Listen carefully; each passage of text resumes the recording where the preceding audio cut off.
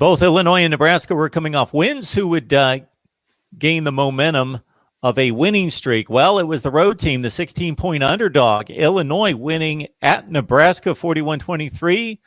A surprise to many, obviously to Vegas, but even more so in the manner in which they did. We've got coverage here of Nebraska football every Thursday night, 6 o'clock Eastern time, our Nebraska live show, Thursday night at 6 Eastern, 5 o'clock Central. Greg Peterson's on the line from Husker Online. He was at the game for Rivals. Greg, how you doing today? I'm doing okay, despite the bad day of football here in Lincoln. Yeah, it was a rough one. Got out at 28-10 at one point, Illinois. So once they got rolling with 3 touchdowns early into the second quarter, and we'll start there with the Nebraska defense, because after coming off a nice effort against Penn State, they got hit up pretty early and often. Yeah, the offense didn't help them out any either. They gave up. Well, Illinois forced 5 turnovers in the game, and I know we talked Thursday about Illinois being a feast for famine defense, and they feasted on Nebraska, which in turn left the defense out there. Offense not helping the defense out at all. But then, the defense still, you got to make plays, you got to make tackles, and Illinois ran all over Nebraska. They had two backs that were over 100 yards, and they got a lot out of Peters actually running the ball as well. It was a lackluster effort. We'll have to see, because BLACKSHIRTS got handed out Wednesday, and I don't know if that went to their head. They played well one game, and all of a sudden they think they're good, and they don't show up to play, and it bites you in the butt. So yeah, it's just it was. They just didn't show up to play. This is the bottom line. I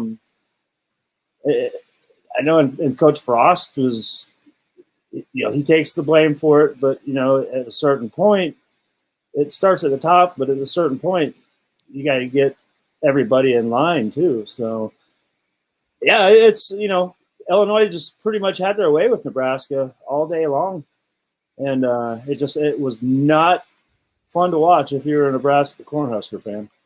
We've got Greg Peterson on the line from Husker Online, Rivals.com, and you can join him right there, and the rest of the staff at Husker Online. He was at the game for Rivals. Nebraska goes down to Illinois 41-23. As Greg mentioned, Mike Epstein with 113 yards rushing for Illinois on just 13 carries. That's 8.7 yards per pop and a touchdown. Chase Brown had 26 for 110. He scored twice. Efficient day for Brandon Peters. No interceptions, a touchdown pass, 205 yards on 18 of 25. So 205 and 285, pushing 500 yards of total offense, Greg, for Illinois.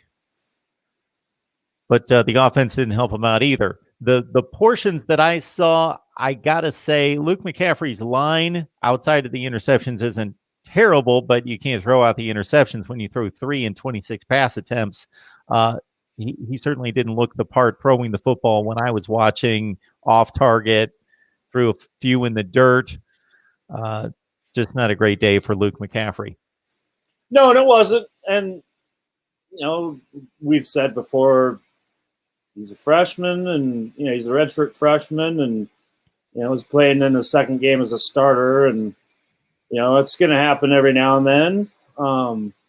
He ran the ball well. The passing line probably looks better than it was. All those passes were all short, 7 to 10 yard pass plays. So they didn't take any shots down the field whatsoever. And it was a very vanilla offense all day long. The offensive line just was getting whooped. They could not establish a running game with the running backs, which we talked about extensively on Thursday.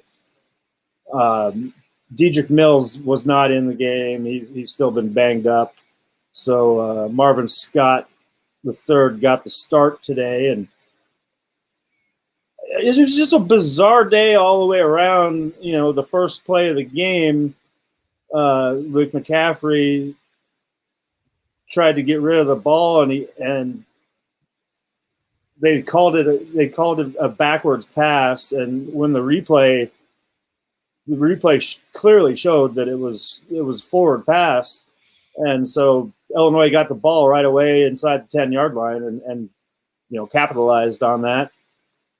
And it all went downhill from there.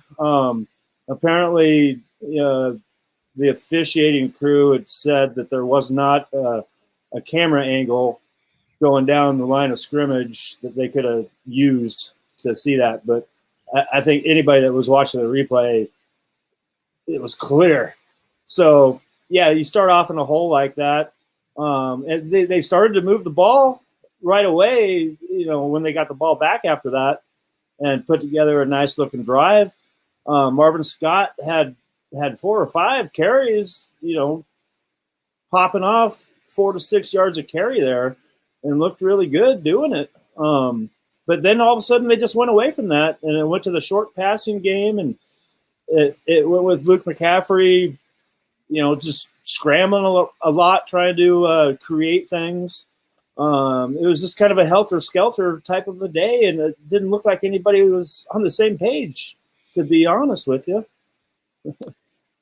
Yeah, as you guys talked about on Thursday, not a whole lot out of the running back position, more Luke McCaffrey. You alluded to the nice day as a running back, as a running quarterback, 122 yards rushing, 4.7 per carry, 2 touchdowns. Wan'Dale Robinson had 7 for 60 yards, including a 32-yarder. And not much out of the running back position. So Adrian Martinez comes into the game. He goes 3 for 4. Do you think this is Luke McCaffrey's job? Do you think they're going to evaluate that week to week, and we could possibly see another switch? Although you had stated conventional wisdom is that once they make that switch, they are committed for the season, most likely.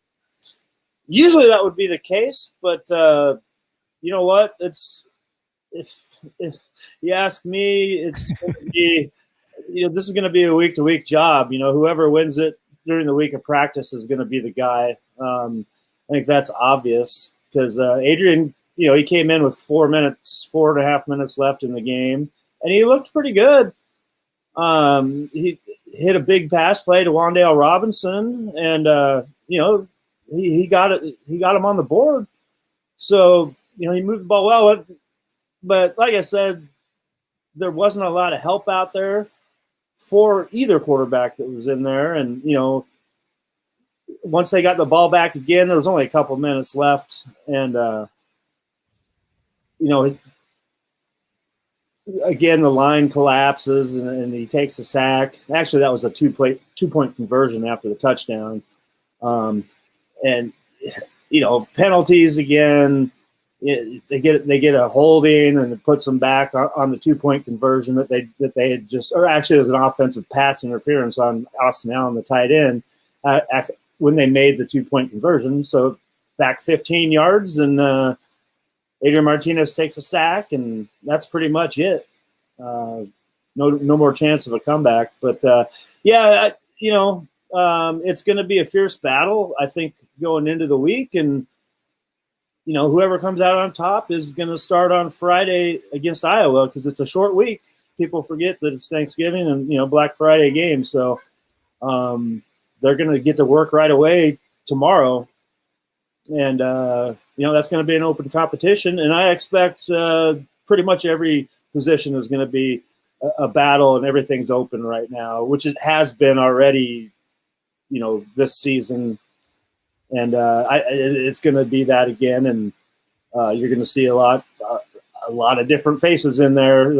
They're trying to find a combination. They're trying to find something that works, and it's a work in progress. And they got to take a close look at themselves in the mirror and try and figure out just who they are, because there's no direction. The running game is they don't have an identity in the running game. You know, most teams, you know, a good running game, you know, they have a couple of go-to plays that, you know, they've mastered, you know, and Nebraska just doesn't have that. We talked about Alante Brown and wanting to see Omar Manning, those two players in particular. I know during the course of the action that I watched, Alante Brown could have converted a third down into a first down, but he dropped a pass. Yeah. And I see based on the box score that he didn't see the ball again, so he didn't get the pass in the game. Yeah, and that was in the fourth quarter. He was returning kicks, and he had a couple of nice returns. I think he had like a 28-yard kickoff return early on, and looked good in the return game. But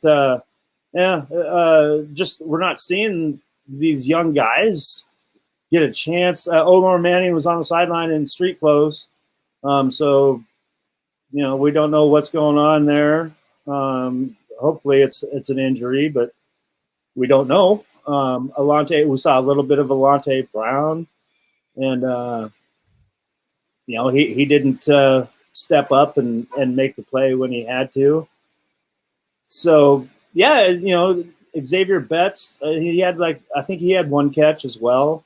So it's just hard to say, you know, and really the guy that was getting a lot of playing time that played well was the Iowa transfer, Levi. He did pretty good. He had a touchdown catch, and yeah, you know, sooner or later though, these young guys are going to have to step up and you know start making some plays and start getting this playing time, and they're going to, just like everybody else, they're going to have to show it in practice. Illinois 41, Nebraska 23. Illini moved to 2-3 with a second consecutive Big Ten win. Huskers beat Penn State last week. They fall to 1-3. They've got, as Greg mentions, the annual affair with Iowa on Black Friday. All right, Greg, you can join him on Husker Online on Rivals. Of course, lock it in here, Mark Rogers TV, the voice of college football. We bring you instant analysis all day on Saturday and live streams all week. Greg, we appreciate you stopping by, and we will see you soon. No problem. Hopefully next time it's a little bit better news for Nebraska fans.